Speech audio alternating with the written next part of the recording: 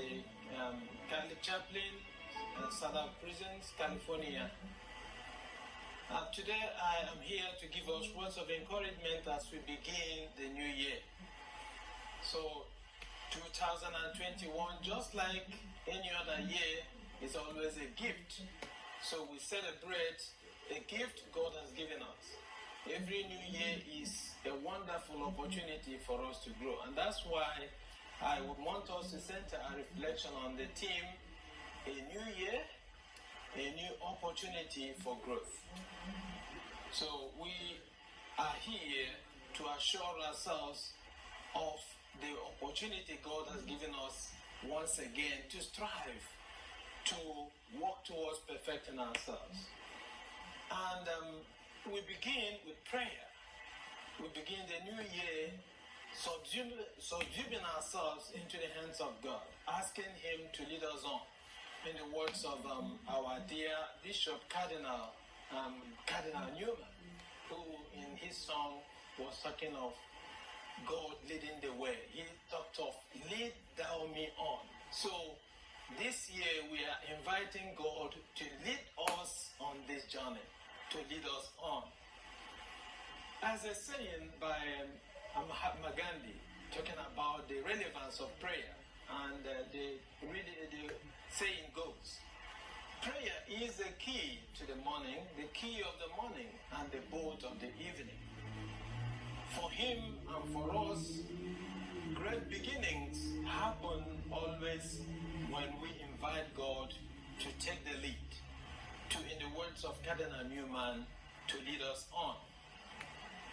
January is the first month of the year, and January is the beginning when we are given that opportunity to begin again. As a word, it is gotten from the name of the Roman god Janus, and Janus means, had the god was believed in the myth that he had two faces, one looking backwards and then the other one looking forward. Today we look back upon our records. We look at our past, how we've used the opportunities God has given us in the past. We thank Him for the times we have succeeded, and we beg for mercies the times we have not measured up to expectation, as we look unto Him to give us the strength to continue to work harder and harder to make wonderful use of the opportunities He has given us.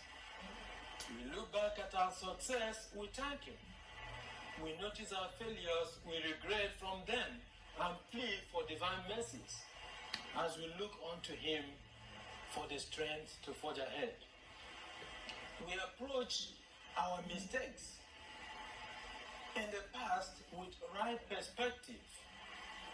We see our mistakes as opportunities that has given us lessons of our strengths and lessons of our weaknesses on things we need to work on in order to reach where we are meant to get to.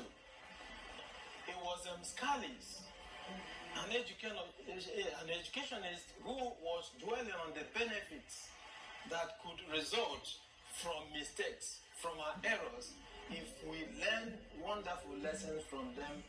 And he had this to say: our mistakes are pretty much the most valuable thing we have when it comes to learning something new. So it is wonderful that we make use of our mistakes as we begin the new year, learn better things in order to avoid the mistakes of the past. So it says there are wonderful opportunities for learning something new. It is a way more valuable than getting something right, because mistakes helps us figure out what it is we have to learn to get to where we are trying to go. So there is always positive thing even in the mistakes. We learn from them to avoid those mistakes. This is indeed a time as we begin the new year. A time to look back at the year that has just ended and to look forward to the new year ahead of us. And then looking at the two sides, we ask ourselves how we have spent this 1 year of our lives that had just passed. Did we use it to advance the goals and objectives we are set to attain? Did we use it to enhance the purpose of our existence? Because we are here on a purpose. God created us all for a reason. So we need to be asking ourselves why we are here. As St.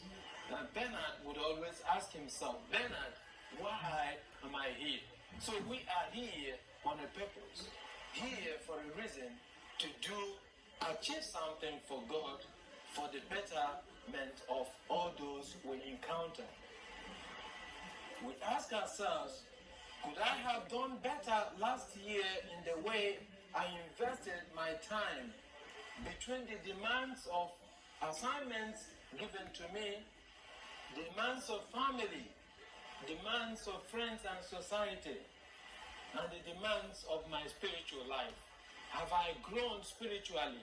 And what can I do to get more advanced in my spiritual life?